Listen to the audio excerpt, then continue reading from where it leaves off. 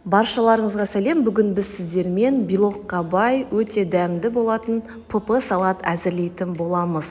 Арықтау кезеңінде жүрген болсаңыз, міндетті түрде осы салатты әзірлеп жесеңіз болады. Себебі құрамындағы заттардың барлығы белок болғандықтан өте құнарлы салат болып, тіпті кешкі ас ретінде қолдануға да болады. Ең алдымен осы қиярымызды алып, дәл осылай видеодағыдай етіп, майда бөліктерге бөліп шығамыз.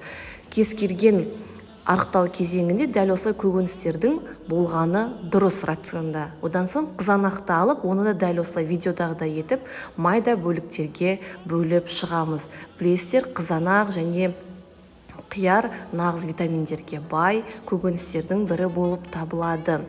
Дәл осылай арықтау кезеңінде сіздер рациондарыңызға көкөністерді және белокты дұрыс қосып қолданатын болсаңыз, онда ешқандай срыв жасамай дұрыс арықтайтын боласыздар. Одан соң бізге керегі осылай тауықтың төс еті қажет болады.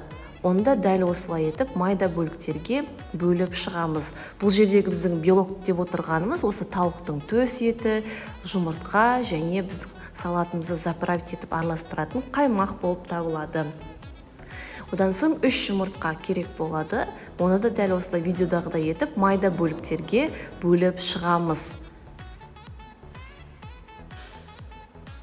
Оны да ыдысымызға саламыз және оның үстінен осындай қызыл бұршақ, фасоль дейді ғой, консервіленген, соны қосамыз және үстінен қаймақ қосамыз.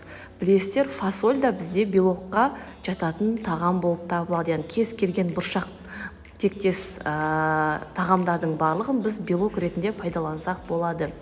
Міне барлығын жақсылап араластырамыз. Салатымыз дайын болды. Дәл осылай кешкі асқа немесе түскі асқа әзірлеп жесеңіздер болады. Немесе қонақ күтетін кезде де әп-сәтте дайын болатын дәмі керемет, белокқа бай салат болып табылады.